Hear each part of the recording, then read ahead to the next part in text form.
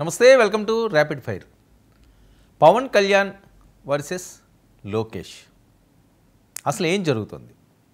Deputy CM already Pawan Kalyan గారు ఉండగా లోకేష్ గారికి డిప్యూటీ సీఎం ఇవ్వాలని చెప్పి ఒక వాయిస్ బయటికి రావడం, అది పెద్ద ఎత్తున చర్చకి దారితీయడం, తెలుగుదేశం శ్రేణులు అలాగే జనసేన శ్రేణులు ట్విట్టర్ వార్ నడుస్తుంది. మరొక వైపు సామాజిక వర్గ పరంగా కూడా మరొక చిచ్చు రేగుతుందా?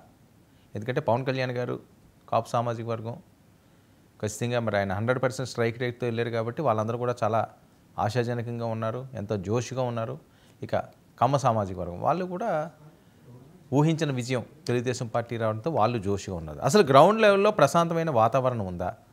7 నెలల్లోనే ఏదేదో జరిగిపోతుందంటూ వైఎస్ఆర్సీపీ చేస్తున్న ప్రచారం అసలు వాస్తవాలేంటి చర్చిద్దాం. మనతో పాటుగా ఈనాటి ర్యాపిడ్ ఫైర్లో మన అతిథి కాపు నాయకులు, సీనియర్ నాయకులు, కాపు బలిజ ఒంటరి వివిధ ప్రాంతాల్లో సామాజిక వర్గం కోసం తనదైన శైలిలో ముందుకు జరిగే వ్యక్తి దాసర్ రాము గారు మనతో పాటుగా ఎక్స్క్లూజివ్గా లైవ్లో సిద్ధంగా ఉన్నారు. రాము గారు నమస్తే. నమస్కారం అండి. రాము గారు, ఏం జరుగుతుంది ఆంధ్రప్రదేశ్ రాజకీయాల్లో? చాలా ఊహించిన విజయం, మీలాంటి వాళ్ళందరూ కూడా ప్రచారానికి వెళ్ళారు, ఎట్టి పరిస్థితుల్లోని గెలిపించుకుంటామన్నారు, ఆ రకంగానే గెలిపించుకున్నారు. 7 నెలలు కావస్తుంది. ఎలా ఉందండి గ్రౌండ్? అందరికీ నమస్కారం. ఇది ఊహించని విజయం అదేం కాదండి. జగన్ పరిపాలన, అతని విధానం మీద బాగా వ్యతిరేకత ఉంది. ఆ ఎలక్షన్ అంటూ సజావుగా సాగితే మాత్రం అతని యొక్క కొన్ని నిర్ణయాలు, కొన్ని పొరపాట్లు, వీటి వలన ప్రజల్లో వ్యతిరేకత, పార్టీ మీద వ్యతిరేకత ఉంది. ఎలక్షన్ సజావుగా సాగితే మాత్రం ఎదురు పక్షాలకి అవకాశాలు బాగున్న ఎలక్షన్. అది అవకాశం ఉంది కాబట్టే ఈయన జనసేన కానివ్వండి, బలమైన సామాజిక వర్గాల అవసరం టీడీపీకి అవసరం ఉంది కాబట్టి మీరు ఖచ్చితంగా ఈ ఎలక్షన్ లో మనం ఎన్ని సీట్లు తీసుకున్నా బలంగా గెలుపు అవకాశాలు ఉన్నాయి. కాబట్టి కనీసం బీజేపీ జనసేన ఇద్దరు కలిసి 50-60 సీట్లన్నా తీసుకోండి. ముఖ్యమంత్రి పవర్ షేరింగ్ ఖచ్చితంగా అడగండి. ఇది హిస్టారికల్ ఆపర్చునిటీ. ఎందుకంటే అట్లా రకరకాలు జరుగుతుంటాయి. 2004 రాజశేఖర రెడ్డి గెలవాల, 7 ఏళ్ల కరువు, చంద్రబాబు నాయుడు 7 ఏళ్ల కరువు, మిగతా విషయాలను ఎలా కాంగ్రెస్ ఎలా గెలిచిందో అట్లా అనేక సందర్భాలు వస్తుంటాయి. ఇది ఒక హిస్టారికల్ ఆపర్చునిటీ. ఈ జనసేన లేకుండా, ఈ బలమైన కాపు మిగతా వర్గాలు లేకుండా అవతల మిగతా ఎలక్షన్ చేయలేరు. అతని యొక్క దౌర్జన్యాలు వీటన్నిటి మీద మీ అవసరం ఉంది కాబట్టి ఖచ్చితంగా పవర్ షేరింగ్ ఎక్కువ సీట్ అడిగి తీసుకోండి అని చెప్పని మేమందరం చెప్పాం. ఆయన పనిచేసిన వాళ్ళు అమిత్ షా, నరేంద్ర మోడీ గారు నెత్తి నోరు బాదుతున్నారు.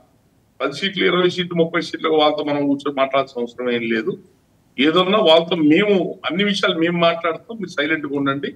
50-60 సీట్లు అడుగుదాం, 1 year సీఎం పోస్ట్ అడుగుదాం. అది పవన్ కళ్యాణ్కి బీజేపీ అడగట్లా. ఇది మీరు చూసుకొని మేము మాట్లాడతామని చెప్పని వాళ్ళు కూడా చెప్పారు. అది హిస్టారికల్ ఆపర్చునిటీని ఈయన జగన్మోహన్ రెడ్డి అనేవాడిని దించడమే లక్ష్యం, జగన్మోహన్ రెడ్డి అనేది దించడమే లక్ష్యం, రాష్ట్ర నాకు వ్యూహం ఉంది, నన్ను నమ్మంటే అని చెప్పని ఈయన వాళ్ళు ఇచ్చిన 10 సీట్లు 20 సీట్లతో సరిపెట్టుకున్నాడు. 3 సీట్లు వాళ్ళు మాకు ఇచ్చిన మాట తప్పారు. ఇప్పుడు ఈయనంటే సీట్లు తక్కువ ఇచ్చిన ఒప్పుకున్నాడు. బీజేపీ ఒప్పుకోలేదు కదా. ఢిల్లీలో ఏదో ఒప్పుకున్నారో ఆ సీట్లు ఇస్తేనే ఒప్పందం అన్నారు. వాళ్ళు ఒప్పుకోవాలి. ఎక్కడికి వచ్చినా మాట తప్పారు. వాళ్ళు బలవంతంగా తీసుకొచ్చింది ఎవరు? పవన్ కళ్యాణ్. మేము రాము, చంద్రబాబు నాయుడు మాకు వద్దు, కలిసిన ప్రతిసారి నష్టపోయి మా ఓట్ బ్యాంక్ కోల్పోతున్నాం. మేము ఒకప్పుడు 14-15% ఉన్న ఓటింగ్ ఉన్నాలో 1-2కి వచ్చాం టీడీపీతో కలిసిన తర్వాత. నువ్వు కావాలంటే కలుపు, మమ్మల్ని మాత్రం లాగబాక అన్నారు అప్పుడు పవన్ కళ్యాణ్ వాళ్ళు. చంద్రబాబు నాయుడు గారు ఎన్నోసార్లు అపాయింట్మెంట్ జరిగినా కూడా లేవరా, వద్దు, అసలు ఆ పార్టీతో మనకు వద్దు, ఓడిపోయినా పర్వాలేదు, వద్దు ఆ పార్టీ అని ఒక బలమైన నిర్ణయాలతో ఉన్నారు. ఇప్పుడు ఒకప్పుడు బీజేపీ కాదు అక్కడ ఉంది. దాన్ని కూడా బలవంతంగా లాక్కొచ్చి దీంట్లో కలిపిన వ్యక్తి ఎవరంటే పవన్ కళ్యాణ్. కలిపినందుకు మళ్ళీ ఇక్కడ మాట తప్పితే, టీడీపీ వాళ్ళు మాట తప్పితే ఈయన ఇచ్చుకోవాల్సి వచ్చింది. ఆ 3 ఎమ్మెల్యేలు, 1 ఎంపీ వాళ్ళు వెళ్ళిపోతున్నారు. తిరిగి వెళ్ళిపోతున్నాను ఆపి బతిలాడి ఇచ్చాడు. ఇది టీడీపీ గొప్పతనం కాదు. ఈయన బతిలాడి ఈయన మధ్యలో ఈయన సఖ్యత పూర్చాడు. ఇద్దరు మధ్య పూరిస్తే ఈయన ఒప్పందం. ఇది ఆటోమేటిక్ గా 10 సీట్లు 20 సీట్లు మళ్ళీ మేము తీసుకున్న 20 సీట్లు, జనసేన తీసుకున్న 20 సీట్లలో కూడా నిజాయితీ మాట్లాడితే జనసేనలో 10 మంది, మిగతా 10 మంది దాదాపు టీడీపీ వల్లే కదా బీఫారాలు కప్పుకుంది. ఇప్పుడు భీమవరం రామాంజనేయులు గారు, మండల బుద్ధప్రసాద్ గాని, శ్రీకాకుళం జిల్లా పాలకోట అతను కానివ్వండి, కోడూరు నియోజకవర్గంలో ఎస్సీకి నిలబడ్డ అతను టికెట్ ఇప్పించుకున్న రెడ్డి రూపానంద రెడ్డి అతను టీడీపీ మనిషే. దాదాపు 20లో కూడా 10 మంది టీడీపీ వాళ్ళు బీఫారాలు తీసుకున్నారు. ఆ రోజున మనం పొత్తు పెట్టుకునేటప్పుడు ఉండాలి. అవసరాలు ఎంత ఉన్నాయి, బలాలు ఎంత ఉన్నాయి, మనం ఎట్లా కలుపుకోవాలా, ఏం చేయాలని ఉండాలా.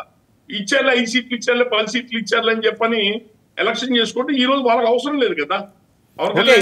ఇంత విజయం వచ్చింది, ఇప్పుడు కూటమి సజావుగా సాగుతుందండి గ్రౌండ్ లెవెల్లో? వీళ్ళు అనుకున్న ఆ అచీవ్మెంట్ చేస్తున్నారా? వైఎస్ జగన్మోహన్ రెడ్డి గారి పాలన చూసాం, చాలా దారుణం అయిపోయింది పాలన అంతా, ఒక అద్భుతమైన పాలన. వర్మ గారు మీ 19 ఆ రోజు ప్రజారాజ్యం పార్టీ దెబ్బతినిందంటే మీడియా లేక. మళ్ళీ మొదటిసారి మీడియా తరఫున గొంతు వినిపించింది ఎవరంటే 99 టీవీ, అది జనసేన పార్టీకి. దాంట్లో మీరు ఒకళ్ళు, ఇంకో ఆయన విల్లా గారు ఎవరో ఒక ఆయన, మీరు మెయిన్ నా నుంచి కొన్ని వేల డిబేట్లు చేసుకుంటారు జనసేన పార్టీకి ఫేవర్ గా, అనేక సార్లు మీ వాయిస్ వినిపించుంటారు. గొంతు వినిపించారు, ఫేవర్ ఏం కాదు పార్టీకి, ఆ పార్టీకి గొంతు వినిపించారు. మిగతా ఎవరు పట్టించుకోరు, మిగతా ఛానల్స్ ఎవరు కూడా. మీకు బాగా అనుభవం ఉంది మీడియాలో. నాకు బలమైన ప్రత్యర్థి ఉంటే అతన్ని పెరగనిస్తారా సార్? రాజకీయంలో పెరగనిస్తారా ఎవరన్నా? మీరు చెప్పండి. ఎవరన్నా బలమైన ప్రత్యర్థిని పెరగనిస్తారా? శత్రువుని చెప్పండి, మీరు చెప్పండి. ఓకే, తెలుగుదేశం పార్టీ వాళ్ళ ధర్మం వాళ్ళు పాటిస్తున్నారు.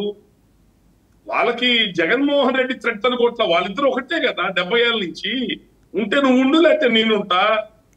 ఎల్లకాలం నేను ఒక్కడే ఉండలేదు కదా సార్, జనానికి మొహం వచ్చింది కదా. ఉంటే నేనుంటా, లేకపోతే నేను ఉండు. ప్రజారాజ్యం పార్టీ అప్పుడు రాజశేఖర రెడ్డిను చంద్రబాబు నాయుడు కలిసి మాట్లాడుకున్నారు. అది నిద్రపోతున్న సింహంరా, కాపు అని పేద కులాలు కలిశారంటే మనం 70 నుంచి మనం ఎంజాయ్ చేసేస్తున్నాం మైనార్టీ గుణంలో. అది లేచిందంటే మన ఇద్దరు అనుకుంటే పెట్టబోరు పిలి తీర్చినట్టు అవుతుంది. ఏదైనా ఉంటే మనం ఒక అండర్స్టాండింగ్ తో పోవాలి. ఇద్దరు కలిసి మాట్లాడుకుని దెబ్బ కొట్టారు ప్రజారాజ్యం పార్టీని, ఇద్దరు కలిసే కొట్టారు తప్ప. ఇప్పుడు ఏదో జగన్ వాళ్ళకి అలివి కాల అంతే. జగన్ కి అన్ని విషయాలు చూశారు, అతను అలివి కాల.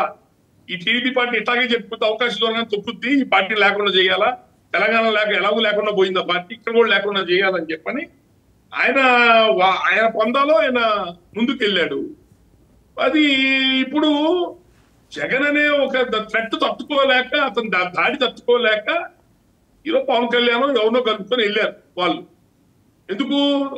వాస్తవానికి 5 ఏళ్ళు పోరాడింది ఎవరు? It is a fight between Reddy and Kamma. ఒక సునామీ, జగన్ అనే సునామీ టీడీపీ మీద పడుతుంది, కమ్మాస్ మీద పడుతుంది. రాష్ట్రంలో లేకుండా చేయాల్సి వస్తుంది ఆ పార్టీని, ఆ మనుషుల్ని. చివరికి ఈయన పవన్ కళ్యాణ్ గారు మధ్యలో దూరి ఆయన తిట్టించుకొని మమ్మల్ని కాపులు మా కోపాలు రోషాలు వచ్చి మేము జగన్ తో గొడవ పెట్టుకొని చివరికి 5 ఏళ్ళ ఎలక్షన్ 5 ఏళ్ళు అయినప్పటికీ ఏమైంది? ఫైట్ బిట్వీన్ రెడ్డి అని కాపయింది, రెడ్డి కమ్మ వెళ్ళిపోయింది. వాళ్ళు శుభ్రంగా పోయి వ్యాపారాలు చేసుకున్నారు, ప్రశాంతంగా ఎక్కడ ఉన్నారు. లోకల్ బాడీ ఎలక్షన్స్ బాయ్కాట్ చేశారు, బై ఎలక్షన్స్ ఏమీ పార్టిసిపేట్ చేయలేదు వాళ్ళు. లోకల్ బాడీ ఎలక్షన్ కనుక్కున్నా జగన్మోహన్ రెడ్డితో కొట్లాట్లయినా ఏం జరిగినా అన్ని మేము పడ్డాం ఆ బాధలన్నీ. అంటే అదేంటి సార్, ఇప్పుడు చంద్రబాబు కాదు సార్, ఇప్పుడు లోకేష్ గారు పాదయాత్ర చేశారు, చంద్రబాబు నాయుడు గారు జైలుకి కూడా వెళ్లాల్సి వచ్చింది, అచ్చెన్నాయుడు గారు జైలుకి వెళ్ళారు, కొల్లు రవీంద్ర గారు జైలుకి వెళ్ళారు. వాళ్ళేం చేయకపోవడం ఏంటి? ఉద్యమాలు చేసే జైల్లోకి వెళ్ళలేదండి వాళ్ళు. వాళ్ళ మీద ఉన్న పాత రికార్డు లీజ్ జైల్లో పంపించారు. ఉద్యమాలు చేసి కదా జైల్లో పోయింది. ఉద్యమాలు చేసేం కాదు కదా వాళ్ళు జైల్లోకి వెళ్ళింది. వాళ్ళు అది ఏం ఉద్యమాలు చేశారు, ఎంతో నిలబడ్డారు సార్ వాళ్ళు. నిజాలు మాట్లాడుకుంటే మనం నిలబడింది ఎవరు? నిలబడింది కలబడింది జనసేన, టీడీపీ కాదు. జగన్మోహన్ రెడ్డితో ఫైట్ చేసి, ఇది నిజం, చరిత్ర చెప్పే నిజం. ఇది లోకల్ బాడీ ఎలక్షన్స్ చెప్పారా టీడీపీ వాళ్ళు? మాకు బలం ఉందని చెప్పని అంటారు. అదేమంటే మన బలం ఎంత? 10 సీట్లు 20 సీట్లు వాళ్ళు అంటారు. వాళ్ళ బలం ఎంత? 175 20 గెలిచారు 2019 ఎలక్షన్స్ కి. వాళ్ళ బలం ఎంత? లోకల్ బాడీ ఎలక్షన్స్ ఎవడన్నా కొన్ని వేల సర్పంచులు, ఎంపీటీసీ, జెడ్పీటీసీలు కొన్ని వేలు ఎవడన్నా వదులుకుంటారండి. ఇప్పుడు వదిలేమనండి. ఇప్పుడు జనసేన వదిలేమని టీడీపీ వదిలేస్తాం, చూస్తాం. ఎంగిలి మీద విధించినట్టు వదిలిస్తారు. మన నీటి సంఘాలను సొసైటీలు ఏం చేశారు? 10వ వంతు కాదు 10వ వంతు అన్నారు, 10వ వంతు కూడా ఇవ్వలేదు కొన్ని నియోజకవర్గాల్లో. గ్రౌండ్ లెవెల్ ఏం జరుగుతుందని అన్నారు. గ్రౌండ్ లెవెల్ ఉండి చెప్తున్నాను వినండి. వాళ్ళకి జగన్ అనే రాక్షసుల్ని తట్టుకోలేక మమ్మల్ని అడ్డం వేశారు, తీసుకెళ్లి జనసేనని కాపులను అడ్డం వేశారు. అంతే తప్ప మమ్మల్ని ఆదరించాలని కాదు. విభజన జరిగిన ఈ రాష్ట్రంలో కాపులు భారతదేశ చరిత్ర అతిపెద్ద జాతిది, 20% పైన ఉన్న కులం. ఈ విభజన జరిగిన రాష్ట్రం 2014లో కాపులు వేస్తే గెలిచింది టీడీపీ. 2019లో కాపుల యొక్క అసంతృప్తి, పద్మనాభం గారి ఉద్యమాలు, ఈ గోల వలన కాపులు ఓట్లు వేయకపోవటం వల్ల ఓడిపోయింది. 24లో మళ్ళీ కాపులు ఎంత ఓట్లు వేశారు? ఇంటెలిజెన్స్ రిపోర్ట్ చెప్పింది 100 ఓట్లు పడితే కాపులు ఓట్లు 95 ఓట్లు, అంటే 95% ఓట్లు కూటమికి పడ్డాయి. బహుశా వేరే కులాలు కమ్మ సామాజిక వర్గం కూడా వేసి ఉండదు అంత శాతం ఓట్లు. మేము వేసాం, అట్లా నిలబడేసాం మేమంతా కూడా. మళ్ళీ 24లో కాపులు వేస్తేనే గెలిచాం. అంటే రేపు 29లో వీళ్ళు వేయకపోతే ఓడిపోతాం మళ్ళీ. అంటే కాబట్టి వీళ్ళు బలోపేతం అయ్యే కొద్ది మనకు దెబ్బే. అంటే వేయకపోవడానికి ఏమైనా కారణాలు ఉన్నాయా? అప్పుడే వాళ్ళు మమ్మల్ని బలహీనపరిచి నిర్వీర్యం చేసే పనిలో ఉన్నారు. గ్రామాల్లో ఎక్కడ కూడా జనసేన పార్టీ కార్యకర్తలకు ఎక్కడ గౌరవం లేదు. వాళ్ళకి ఏ పని చెయ్యొద్దు అంటే ఎదురు పడితే బాగున్నారంటారు, బాగున్నారు కూడా మాట్లాడట్లా. వాళ్ళకి ఏ పని మధ్యలో అసలు ఎవరికి ఏ పనులు చేయటం కానీ చెదరం కానీ ఇలాంటి కాన్సెప్టే లేదు. చాలా అసంతృప్తితో ఉన్నారు. జనసేన పార్టీ ఆఫీసు పోతే ఎవరు చెప్పుకోవాలో తెలియదు, మధ్యలో నాయకులు ఎవరు చెప్పుకోవాలో తెలియదు. ఇక టీడీపీ పార్టీ నాయకులేమో చాలా క్షోభంగా వెళ్ళదు. ఎందుకంటే జనసేన పార్టీకి వచ్చిన వాళ్ళు ఎవరు పదవుల కోసం వచ్చిన వాళ్ళు కాదని, సిద్ధాంతం కోసం వచ్చిన వాళ్ళంతా, సిద్ధాంతాల కోసం, విలువల కోసం, నిజాయితీగా రాజకీయాల కోసం వచ్చారు. వాళ్ళందరూ నమ్మి వచ్చారు. వాళ్ళెవరు పదవుల కోసం వచ్చిన వాళ్ళు కాదు. వాళ్ళకి మాకు కనీసం గౌరవం కూడా లేదని వాళ్ళు బాధపడుతున్నారు. మేము పెరగడం వాళ్ళకి ఇష్టం లేదు, పవన్ కళ్యాణ్ పెరగడం వాళ్ళకి ఇష్టం లేదు. కాబట్టి ఖచ్చితంగా జనసేన పార్టీని బలహీనపరిచే ప్రయత్నం చేస్తారు. ఎందుకంటే జనసేన పార్టీ బలోపేతం అయితే ఫస్ట్ ఇబ్బంది పడేది టీడీపీ పార్టీయే. ఇక రెండోది, అందరూ ఏమంటున్నారంటే ఈ మధ్యకాలంలో ఈ డిప్యూటీ సీఎం అంటున్నారు. కాదండి, ఇప్పుడు ఏంటి లోకేష్ గారికి డిప్యూటీ సీఎం అని చెప్పి ప్రచారం జరుగుతున్నది. టీడీపీ నాయకులే ముఖ్యంగా మాట్లాడడం వెనక ఆంతర్యం ఏంటి సార్? ఈ టీడీపీ పార్టీ అంటే అత్యంత డిసిప్లిన్ కలిగిన పార్టీ సార్. అసలు ఆయన అచ్చెన్నాయుడు ఎర్రనాయుడు పార్టీ లేదు బొక్క లేదు అని చెప్పాలంటే ఎంత బాధపడుతూ అనుంటాడు ఆ మాట. జగన్ దెబ్బకి పార్టీ విలవెల్లాడిపోతుంటే అనుంటాడు ఆ మాట. చాలా డిసిప్లిన్ గల పార్టీ. పైన నాయకుడు ఏం మాట్లాడతాడు, చంద్రుడు అదే మాట్లాడతాడు. ఒక్క మాట తేడా రాదు టీడీపీలో. అదే ఆ పార్టీ గొప్పతనం. అది అలాంటి కార్యకర్తలు ఉన్నారు ఆ పార్టీకి. ఏ ఒక్కడుగు ఎవడు కూడా పార్టీ అధిష్టానం తెలియకూడదు. ఒక్కడు కూడా నోరు తెరిచి ఒక్క మాట మాట్లాడతాడు. అక్కడ మీరు చూసుకోండి, ఎక్కడన్నా నోరు తెరిచి అధిష్టానానికి సంబంధం లేకుండా ఎవరు నోరు జారి ఎట్లా పడితే అలా మాట్లాడు. అట్లాంటిది ఏబిఎన్ రాధాకృష్ణకి అంటే చంద్రబాబు నాయుడు దాటి మాట్లాడే శక్తి అతనికి ఉందా, ధైర్యం ఉందా?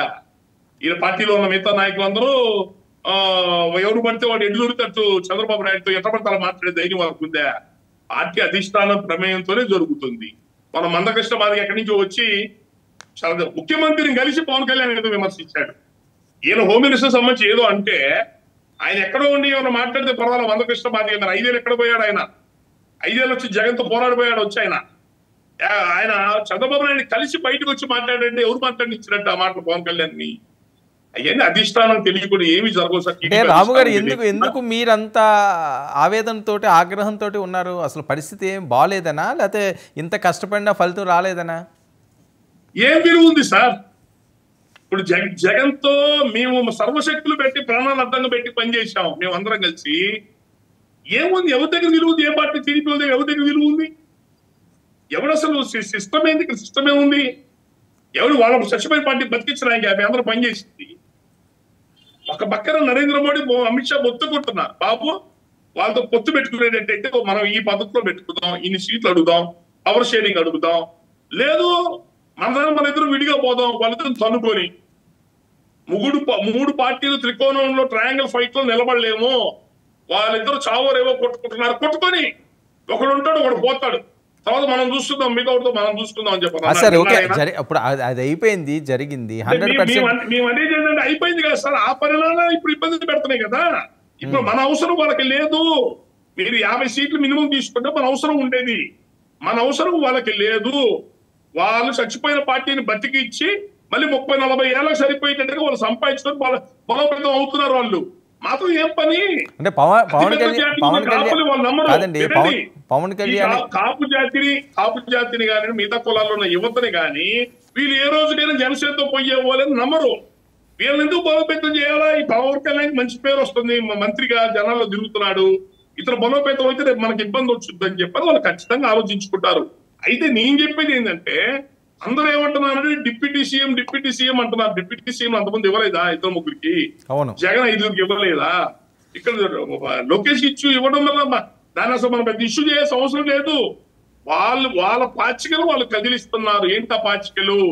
చంద్రబాబు నాయుడు యొక్క ఆరోగ్యం బాగాలేదు, మనం అనుకుంటున్నంత బలవంతుడు కాదు, ఆరోగ్యవంతుడు కాదు చంద్రబాబు నాయుడు.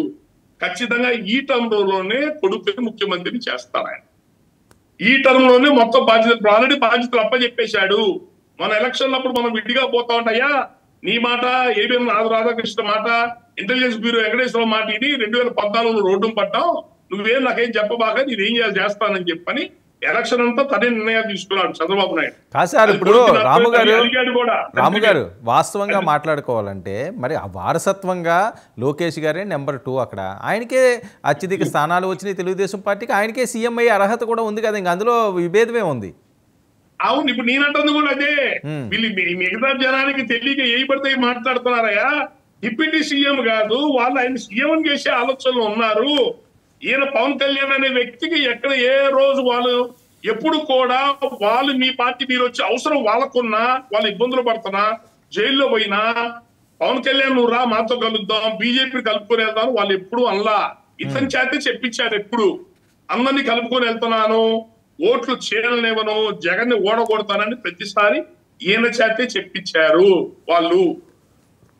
వాళ్ళకి ఈ రోజున వాళ్ళకి ఈయన డిప్యూటీ సీఎం ఉంచుతారో, రేపొద్దున 2014లో ఈయన వాడుకునే గెలిచారు. తర్వాత వాళ్ళ చేతిలో ఉన్న మీడియా ద్వారా క్యారెక్టర్ అసాసిన్ చేశారు, రోడ్డు మీద దోశారు. ఈయన కోపం వచ్చి యూనివర్సిటీ దగ్గర మీటింగ్ పెట్టి వాళ్ళని బిడ్డకి ఇచ్చాడు. మళ్ళీ మరి అవన్నీ ఏమైపోయినాయి నాకు తెలియదు, కానీ ఇప్పుడు కూడా అదే రిపీట్ అవుతుంది. వాళ్ళు తప్పు లేదు అందులో. ఇప్పుడు ఈయన డిప్యూటీ సీఎం గా ఇచ్చారు, వాళ్ళు ఏ రోజు ఈయనకి సీఎం పోస్ట్ ఇస్తానని చెప్పడం ఈయన అడగలేదు. వాళ్ళు అవును అడగలేదు కదా, ఆ రోజు షరతుల్లో లేవు. ఇంకోటి రాము గారు 10-15 సంవత్సరాలు ఈ పొత్తు కొనసాగుతుందని కూడా చెప్పారు. ఈయనే చెప్తున్నాడు, వాళ్ళేం చెప్తున్నారా?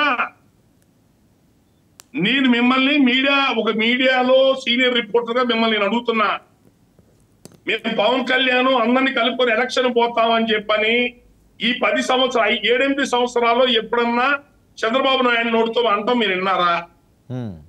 లోకేష్ నోటితో అంటాం మీరు విన్నారా? ఈయన పవన్ కళ్యాణ్ చెప్పుకుంటూ పోయాడు, ఎప్పుడో మీటింగ్ నుంచి మొదలు పెట్టాడు, అందరిని కలుపుకొని పోతారు. వాళ్ళు ఎప్పుడు చెప్పలేదే. అంటే వాళ్ళకి అవసరం కదా రాము గారు, వాళ్ళకి అవసరం లేదా? జనసేనకి అవసరం లేదండి. సంస్థాగతంగా జనసేన అంత బలంగా ఉందా గ్రౌండ్ లో వాస్తవాలు మాట్లాడుకోవాలంటే? మరి టీడీపీ పార్టీ బలంగా ఉంటే వాళ్ళు చెప్పారు లోకల్ బాడీ ఎలక్షన్స్, వాళ్ళు ఎందుకు అనుకున్నారు? వాళ్ళు బలంగా ఉంటే 20 సీట్లు కదా పరిమితం అయ్యారు 175కి. ఎవడు బలవంతుడు ఎవడు బలహీనుడు అండి? ఏం మాట్లాడుతున్నారు? మరి విడిగా పోయారు ఎలక్షన్ కి, ఈయన ఎందుకు మధ్యలో మళ్ళీ? అవును, ఈయన కావాలని ఈయన కూడా పెట్టుకున్నది కదండి. టీడీపీ వాళ్ళే బలవంతంగా పవన్ కళ్యాణ్ గారిని రండి అని బతిమాలలేదు కదా, అది వాళ్ళు కేడర్ మాట్లాడేది అది. ఈయన పెట్టుకున్నాడని చెప్పానంటే ఆటోమేటిక్ గా ఈయన ఎక్కడ సీఎం పోస్ట్ సంబంధించి నేను అడగలా, అయితే గౌరవప్రదం ఉంటేనే పొత్తుంటుందని చెప్పుకొచ్చాడు. అది గౌరవం ఎంతవరకు గౌరవం? 20 సీట్లలో మళ్ళీ 10 మంది వాళ్ళే బీఫారాలు తీసుకుంటే దాని గౌరవం అంటారా? 10 సీట్లకా? ఇన్ని సంవత్సరాలు మనం పోరాటాలు చేసింది 10 సీట్లకా సార్? జగన్ తో ఇంతమంది ఇబ్బందులు పడి తనులు దీన్ని జైలు పోయి ఇన్ని బాధలు పడింది కేరళతో 10 సీట్ల కోసమా? వాళ్ళెవరు అందరూ ఎక్కించి కూర్చోబెట్టాక ఏంటి సార్ ఇది? రాజకీయ అనుభవం అవుతారు సార్ ఎవరన్నా? నేను అంటుంది అదే, మనం దీని గురించి రచ్చ చేసుకోవటం అనవసరం. వాళ్ళు ఏ రోజు సీఎం పోస్టులు ఇస్తారని వీళ్ళు ఎప్పుడు చెప్పాలా, ఈయన అడగలేదు. వాళ్ళ టార్గెట్ లోకేష్ సీఎం చేసుకోవటం.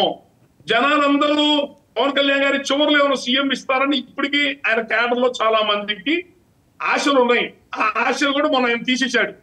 అసెంబ్లీలో చెప్పాడు కదా, చంద్రబాబు నాయుడు గారు 10 ఏళ్ళు ముఖ్యమంత్రి ఉండాలని కోరుకుంటున్నాను అని. అర్థం ఏంటి? నాకు లేదు అని. అంటే ఈయన కూడా రాజకీయ భాష నేర్చుకున్నాడు పవన్ కళ్యాణ్ కూడా. వాళ్ళకి ఆశ నిజంగా ఒక క్యాడర్ నన్ను అడుగుతారు, సార్ చివరిలో సంవత్సరం ఇస్తారని ఇప్పటికీ అడుగుతారు నన్ను. ఎట్లా ఇస్తారా? మీరు అడగలేదు కదా, మీరేం షరతు పెట్టుకోలేదు కదా, ఎలా ఇస్తారు మీకు? కాదు రాము గారు, ఇప్పుడు పవన్ కళ్యాణ్ గారు వ్యూహం ఆయనకు వదిలేయమన్నారు, సో ఆయనకి అంత వ్యూహం లేకుండా రాజకీయాలు చేస్తున్నారంటారా, లేకపోతే ఈ సక్సెస్ రేట్ తీసుకొచ్చారనుకుంటారా, ఫ్యూచర్లో ఇలాగే ఉంటారని అనుకుంటున్నారా మీరు? ఏ రాజకీయ వ్యూహాల గురించి మాట్లాడుతున్నారు సార్? మిగతా కాపు పేద కులాలు కానీ పవన్ కళ్యాణ్ రాజకీయ వ్యూహం ఏంటి సార్? ఆయన అనుభవం ఎంత సార్? ఆయన అనుభవం ఎంత? ఆయన ఎన్ని రాజకీయ చక్రాలు తిప్పాడు, ఎన్ని ఎలక్షన్లు చేశాడు సార్? ఆయన 70 ఏళ్ళు అధికారం అనుభవించి మదమెక్కిపోయిన కమ్మారెడ్ల మీద వ్యూహాలేంది సార్? ఏంటి సార్ అది? ఆ మాట నవ్వుతారు సార్ ఎవరన్నా మనం ఆ మాట అంటే బయట జనం. అదే నమ్మారు కదండి. కాదు సార్, ఇప్పుడు సరే, ఇప్పుడు రాము గారు ఓకే ఇస్తాయి, మీరే మాట్లాడితే కానీ నా మాట వినండి. ఇప్పుడు ఓకే ఇది అంటున్నారు, ఎన్నికలకు ముందు వ్యూహం నాకు వదిలేయండి, నన్ను నమ్మండి అంటే నమ్మారు కదా సార్. ఇక్కడ అదే చెప్తున్నా, ఈ నమ్మకంలో 2 ఉన్నాయి. ఒకటి, ఎలక్షన్ సజావుగా సాగడానికి గల కారణం జనసేన, కాపు మిగతా జనం. రెండోది జగన్మోహన్ రెడ్డి మీద వ్యతిరేకత. ఆ గుర్తు పెట్టుకోండి, మనం ఏదో బ్రహ్మాండం గెలిచేసాం జబ్బలు తలుచుకుంటే లాభం లేదు. It is an election of rejection, not selection. Jagan మీద ఉన్న వ్యతిరేకత ఇటు తిరిగింది. దీన్ని గుర్తుపెట్టుకుని ముందు దీన్ని గుర్తుపెట్టుకోవాలా. జగన్ దౌర్జన్యాన్ని నమ్ముకున్నాడు, ఎలక్షన్ రోజున డబ్బులు వచ్చేదాన్ని నమ్ముకున్నాడు. దాని కేంద్రం బీజేపీ మనతో కలవటం వలన, పేద కులాలు బలంగా రోడ్డు మీద నిలబడటం వల్ల వాళ్ళు దౌర్జన్యాలు చేయలేకపోయారు. ఎలక్షన్ సజావుగా జరిగింది, గెలిచారు. నేను చెప్తుంది ఒకటే, ఆయన ఇప్పటికైనా పార్టీ సంస్థాగత నిర్మాణం చేసుకోవడం, ఈ ముఖ్యమంత్రి ఆశలు జనాలు వదులుకోమని చెప్తున్నా. ఆయన ఏ రోజు అడిగే అవకాశం ఉంది, చారిత్రాత్మకమైన అవకాశం ఉంది. ఆయన బీజేపీ జనసేన కలవకపోతే టీడీపీ గెలవడం అనేది అసాధ్యం. అసలు ఎలక్షనే జరగనివాడు జగన్మోహన్ రెడ్డి, ఎలక్షనే జరగనివాడు జగన్మోహన్ రెడ్డి. నేను ఖచ్చితంగా చెప్తున్నా. అది ఆ చారిత్రాత్మక అవకాశాలు పోయినాయి. ఈయన వీళ్ళని ఇతరు ఓడించి వాళ్ళని నిలబెట్టడమే ఆయన లక్ష్యంగా పెట్టుకున్నాడు తప్ప తన పార్టీ ఏమవుతుందో తను చూసుకోవాలా. తన అవసరం ఇప్పుడు వాళ్ళకి లేదు. ఇతర బలోపేతమైన ఇతర గుర్తింపు వచ్చి పేరు వచ్చినా వాళ్ళు భరించలేరు. ఈ రోజు ఇది కాకపోతే రేపొద్దు ఇంకో రకంగా ఆయన్ని క్యారెక్టర్ అసాసిన్ చేస్తారు. ఇది మాత్రం పెద్ద ఇష్యూ కాదు డిప్యూటీ సీఎం అనేది. ఎందుకంటే డిప్యూటీ సీఎం వదిలేండి, సీఎంనే చేస్తాడు లోకేష్. దాన్ని మనం చెవులు పనులు చేసి పెద్దగా మాట్లాడుకోవాల్సిన అవసరం ఏం లేదు. ఈయన అవసరం వాళ్ళకి లేదు. అయినా సరే పొత్తులో ఉన్నారు కాబట్టి బీజేపీ ఇద్దరు కలిసి పొత్తుతో ఉండడం, తన పార్టీని బలోపేతం చేసుకో. ఎందుకు వైసీపీ అధికారంలో ఉన్నప్పుడు ఈయన కమిటీలు వేస్తే జగన్ వైసీపీ లీడర్లు ఇళ్ళకెళ్ళి బెదిరించేవాళ్ళు కార్యకర్తల్ని.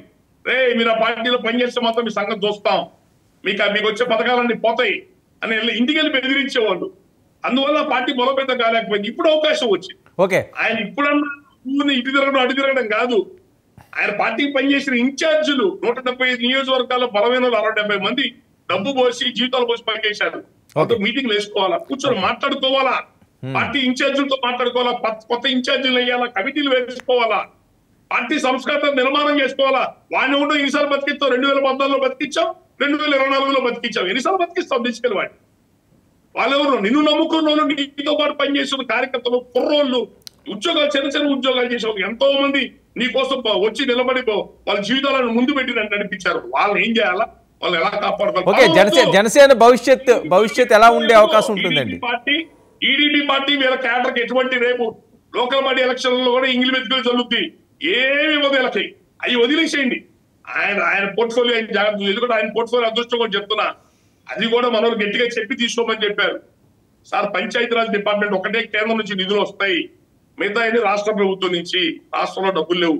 వాళ్ళు ఇవ్వకూడదు అనుకుంటే ఎవరు మీకు ఈ కేంద్రం నుంచి వచ్చే నిధులు కాబట్టి వీటిని డైరెక్ట్ పేదలకు ఖర్చు పెట్టండి, గ్రామాలకు ఖర్చు పెట్టండి అంటే ఆయన ఆ శాఖ తీసుకున్నాడు. ఆయన శాఖ ఆయన జాగ్రత్తలు చూసుకొని పార్టీని సంస్థాగతంగా బలంగా నిర్మాణం చేసుకొని అన్ని ఊళ్ళో తిరిగి బలంగా నిర్మాణం చేసుకొని కార్యకర్తలతో మాట్లాడుకుంటాం. వాళ్ళతో పాటు మమ్మల్ని వదిలేయండి. మేమెవరూ బయట నుంచి మోరల్ సపోర్ట్ వల్ల మేము ఏదో ఆ మద్దతు మాకు ఇచ్చాం, ఆయనకి ఇచ్చాం, అంతవరకు. మమ్మల్ని వదిలేయండి. పార్టీ క్యాడర్ ఎంతో మంది ఉన్నారు, పెద్ద నాయకులు ఉన్నారు. ఈ 6 నెలల్లో ఎవరికి అపాయింట్మెంట్స్ ఉన్నాయి? ఆయనతో ఎవరితో కూర్చొని గంట మాట్లాడాడు? పనిచేసిన వాళ్ళు ఎవరిని పిలిచి కాఫీ టీ ఇచ్చాడు? ముందు అది చూసుకోవాలా. రాము గారు ఒక్క విషయం, ఏదైతే ఇప్పుడు కూటమి అధికారంలోకి వచ్చిందో డే 1 నుంచి కూడా పవన్ కళ్యాణ్ గారు చాలా స్ట్రాంగ్గా ముందుకు వెళ్తున్నారు. పాలన అంటే ఇది ఈ రకంగా ఉండాలి. ఒక మంత్రి అన్నవారు కదా, ఆయన పేరు తెచ్చుకుంటుంది, వైరల్ అవుతున్న అంశాలు. మీరు అసలు ఏవీ చేయట్లేదు, ఎవరిని పట్టించుకోవట్లేదు లేదని అనేస్తున్నారు. నేను పార్టీ కార్యకర్తల గురించి అండి, తన పార్టీ గురించి చెప్తున్నాను. ఆయన పోర్ట్ఫోలియో పనిచేయడం గురించి మాట్లాడలేదు నేను. అంటే కొత్త ఇప్పుడు స్టార్టింగ్ లో కొద్దిగా ఇబ్బంది కదండి, 2 పడవల మీద కాల్ వేసే పరిస్థితి ఉండదు కదా, పార్టీని దీన్ని బలోపేతం మనుషుల్ని పెట్టుకోవాలి కదా, మనుషుల్ని పెట్టుకోవాలి కదా సార్. ఆయన అవసరం ఏముంది? ఆయన పాలిట్ బ్యూరో బలమైన వాళ్ళు నిలబడి పనిచేయగల మంచి వ్యక్తులను పెట్టుకొని వాళ్ళకి అప్పచెప్పాలి కదా, మీరు చూసుకోండి. మరొక కీలకమైన అంశం రాము గారు, చాలా మందిలో వచ్చేది పేరు నాని గారినో లేకపోతే ద్వారంపూడి చంద్రశేఖర్ రెడ్డి గారినో వీళ్ళందరినీ కూడా అరెస్టులు చేస్తున్నారు, వాళ్ళు తప్పులు చేశారు, ఈ రోజా గారు, ఇవన్నీ కూడా చాలా వస్తున్నాయి. కానీ ఎవ్వరూ కూడా అరెస్ట్ వరకు వెళ్ళట్లేదు. చాలా హడావిడి చేశారు. కాకినాడ పోర్టులో ఏదో జరిగిపోతున్నది, 1000 కోట్లు తినేశారని, నీ ఎంపైర్ కొడతామని హెచ్చరికలు జారీ చేశారు. కానీ కూటమిలోనే వాళ్ళకి సపోర్ట్ లభిస్తుంది, అందుకనే అది ముందుకు సాగట్లేదు అంటున్నారు. మీకేమైనా ఇన్ఫర్మేషన్ ఉందా? సార్, జగన్మోహన్ రెడ్డి అన్ని వ్యవస్థల్లో అవినీతి పెంచేశాడు సార్. అందరు ఆఫీసర్లు ఇరికిచ్చేశాడు ఇందులోకి. ఎవరు బయటికి రావాలి ఇందులోకి? ఎవరు బయటకు చెప్తారు ఈ విషయాల్ని? రెండోది, సారాయి మీద లిక్కర్ మీద ఎంత సంపాదించచ్చో చంద్రబాబు నాయుడికి నేర్పాడు. ఇసుక మీద ఎన్ని 1000 కోట్లు తినచ్చో చంద్రబాబు నాయుడికి నేర్పాడు. మైనింగ్ మీద ఎన్ని 1000 కోట్లు తినచ్చో చంద్రబాబు నాయుడికి నేర్పాడు. వీళ్ళేమైనా అమాయకులా సార్? వీళ్ళేమైనా అమాయకులా? వాళ్ళు ఆ పనిలో ఉంటారు. జగన్మోహన్ రెడ్డి గారు ఏ పనిలో ఉన్నారు, వాళ్ళు అదే పనిలో ఉంటారు. ఎవరైనా అంతే. సరే, ఓకే. ఈ పాత వాళ్ళ అరెస్టుల విషయం ఏంటి? అరెస్టుల విషయం అంటే అది వాళ్ళకే తెలియాలి సార్. రాష్ట్రం అంతా అల్లకల్లోలం అయిపోతుంది, రాష్ట్రం అంతా సర్వనాశనం అయిపోతుంది, ఏం లేదు బూడిద మిగిలింది, వీళ్ళందరూ అంత చూస్తామని చెప్పి చాలా పెద్ద మాటలు మాట్లాడారు కదా ఎలక్షన్ల ముందు. అది పవన్ కళ్యాణ్ సంబంధం లేదు, ఆయన చేతుల్లో లేదు. అది ఆయన చేతుల్లో లేదు. ఇది మళ్ళీ మాట్లాడుకుందాం. అది పంచాయతీరాజు, అడవి శాఖే, ఆయనకే సంబంధం లేదు. ఇది మిగతా శాఖలన్నీ ఎవరు కంట్రోల్ ఉన్నాయి? లోకేష్ బాబు కంట్రోల్లో ఉన్నాయి. వాళ్ళు చూసుకోవాలి అవన్నీ. చంద్రబాబు నాయుడు గారు పూర్తిగా అప్పచెప్పేశాడు. ఆల్రెడీ కొడుకే అప్పచెప్పాడు, అన్ని ఆయనే చూసుకుంటున్నాడు ప్రతి విషయం. చంద్రబాబు నాయుడు పై లెవెల్ ఉంటున్నాడు తప్ప మొత్తం కొడుకే బాధ్యత అప్పచెప్పాడు. మరొక కీలకమైన అంశం రాము గారు, చాలా మంది ఆవేదన చెందేది, ఆందోళన చెందేది, పవన్ కళ్యాణ్ గారి మీద ఏదో కుట్ర జరుగుతుంది, ఆయనకి ప్రాణహాని ఉంది అని. ఎందుకంటే మన్యం వెళ్ళినప్పుడు పోలీస్ ఆఫీసర్ డ్రెస్లో ఒకరు వచ్చారు, ఆయన చుట్టూ తిరిగాడు. మరొక వైపు ఏదో బుక్ ఫెస్టివల్కి విజయవాడలో వెళ్తే ఆయన వెళ్ళిన చోట పవర్ తీసేసారట, పవర్ పోయింది. ఓకే, తీసేసారని మనం నిర్ధారించలేము. మొన్న జనసేన పార్టీ ఆఫీస్ మీద 20 నిమిషాలు డ్రోన్ చక్కర్లు కొట్టింది. ఇప్పుడు కూడా డ్రోన్ ఎక్కడి నుంచి వచ్చిందో, ఎవరు వేశారో తెలియట్లేదు.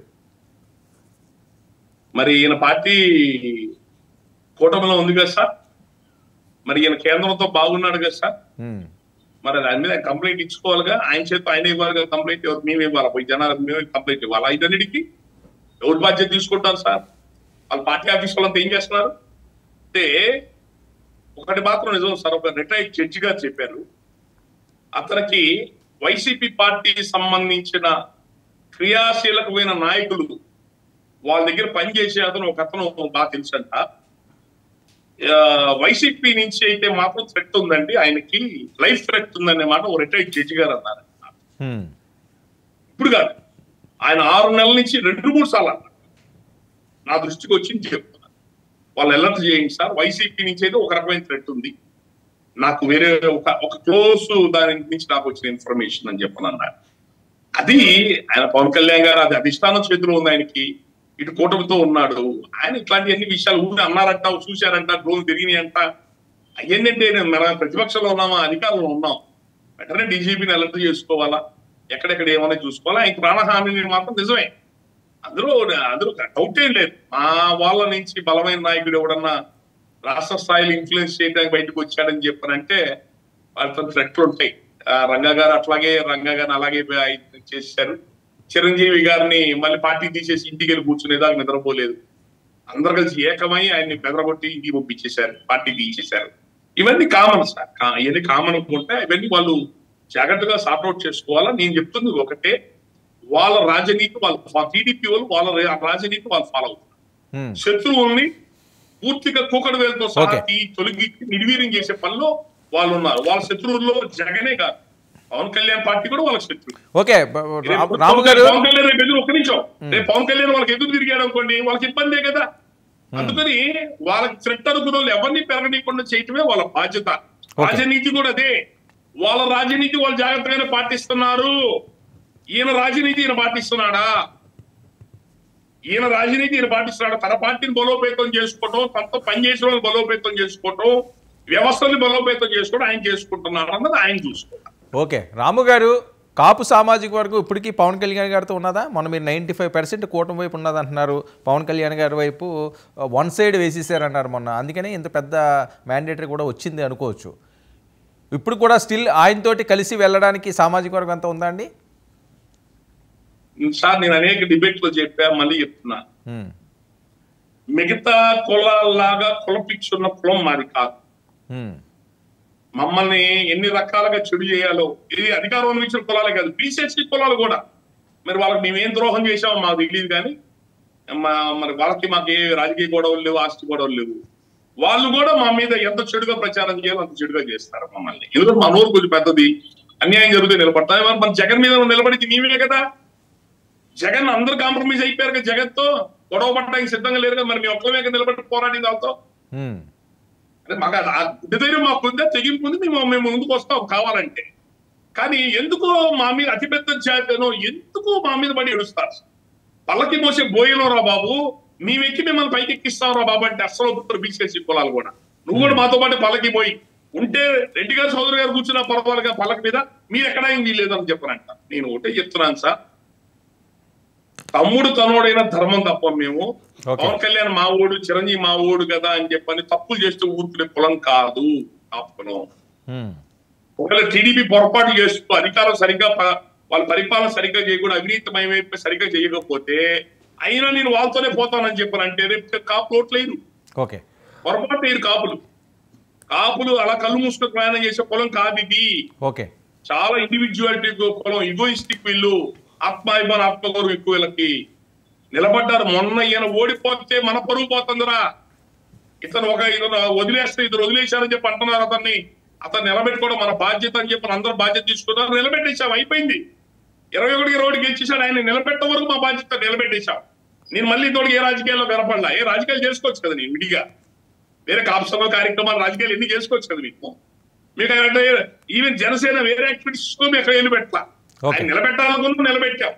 అంటే ఈ రోజు అధికారం వచ్చిన చాలా మంది వచ్చి ఎవరు వచ్చి మాట్లాడుతుంటారులే, కొత్త పెచ్చగాళ్ళు పొద్దురని. ఆ రోజు మేము పోరాడుతున్నప్పుడు ఎవరు ఇప్పుడు మాట్లాడతారు, ప్రతి ఎదవ వచ్చి మాట్లాడతారు ఇప్పుడు బయటకు వచ్చి. అంటే నేనేమంటానంటే ఒకటే, ఈయన సక్రమంగా జాగ్రత్తగా చేసుకొని ఆయన పార్టీ నిర్మాణం చేసుకొని బలోపేతం చేసుకొని ఒక మంచి పరిపాలన కలిగిన విధానంగా రాష్ట్రాన్ని అభివృద్ధి చేసిన విధానంగా ఆయన ముందుకు పోతే ఎల్లకాలం సపోర్ట్ ఉంటుంది. టీడీపీ వాళ్ళు ఏం చేసినా సరే నచ్చ చెప్పుకుంటూ మీరు రండి వెనకాలే రండి అని చెప్పారంటే మాత్రం రేపు లోకల్ బాడీ ఎలక్షన్స్ లో కూడా అక్కడే తేడా పడిపోతుంది. మీరు మళ్ళీ మెయిన్ ఎలక్షన్ దాకా వెళ్ళబాకండి. ఎందుకంటే గ్రామాల్లో గొడవలు ఉన్నాయి, కమ్మా కాపు గొడవలు ఉన్నాయి గ్రామాల్లో చాలా చోట్ల. అవి వాళ్ళ అధికారం వచ్చిన తర్వాత వాళ్ళ విధానం మారిపోయి ఎక్కడ మేమేం పనులు అడగట్ల, గౌరవం అడుగుతున్నాం, గౌరవం కూడా లేదు. 20 సీట్లు ఎక్కువ మీకు అని చెప్పారు వాళ్ళు ఒక గ్రామాల్లో. మాకేం అర్థమయ్యేది కదా ఇది ఎట్లా మాట్లాడుతున్నారు. ఆ 20కే వచ్చాను చివరికి, మా జీవితాలు 20కే వచ్చి. ఇప్పుడేమంటున్నారు అంటే మీరు కలవపోయినా మేము గెలిచేసే వాళ్ళం అండి. మీరు ఎవరు కలవమన్నారు మేము మమ్మల్ని మాతో? అరే నువ్వు అందుకే జుట్టు లేదా కాళ్ళు ఇట్లా మాట్లాడుతుంటే మా ఆత్మ దెబ్బతింటుంది, మా మనసు దెబ్బతింటుంది కదా ఇట్లా మాట్లాడితే. ఆటోమేటిక్ గా గ్రామాల్లో కలవరు, ఈక్వేషన్స్ మారిపోతాయి గ్రామాలు. కాబట్టి ఏంటంటే ఆయన పార్టీ నిర్మాణం చేసుకొని రాజ్యాధికారం వైపు ఆయన అడుగులు జాగ్రత్తగా వేసుకున్నంత కాలం, పద్ధతిగా నిర్ణయాలు తీసుకున్నంత కాలం ఈ కులం సపోర్ట్ ఉంటుంది. వాళ్ళు ఏం చేసినా సరే ఈ టీడీపీతో పార్టీలో పోతా, వాళ్ళు మనం తిట్టినా అవమానపరిచినా ఏం చేసినా సరే వాళ్ళు నేను ఇట్లాగే పోతా, వాళ్ళ పరిపాలన అవినీతి ఉన్నా నేను ఇట్లాగే వెళ్తా, వాళ్ళతో పాటు వెళ్తా. ఈ పొత్తికి 5 ఏళ్ళు ఉంటుంది, 10 ఏళ్ళు ఉంటుంది, 20 ఏళ్ళు ఉంటుంది అని అంటే ఆయన పొత్తు పెట్టుకొని పోతాడేమో, కులం రాదు వెనక. ఈ కులం యొక్క మనస్తత్వం చెప్తున్నా, అవన్నీ కూడా వాళ్ళు వేరీ చేసుకుని ముందుకెళ్ళారు. Thank you so much Dasari Ramu garu. ఇది దాసరి రాము గారితో ఈనాటి rapid fire. Stay tune to 99 news.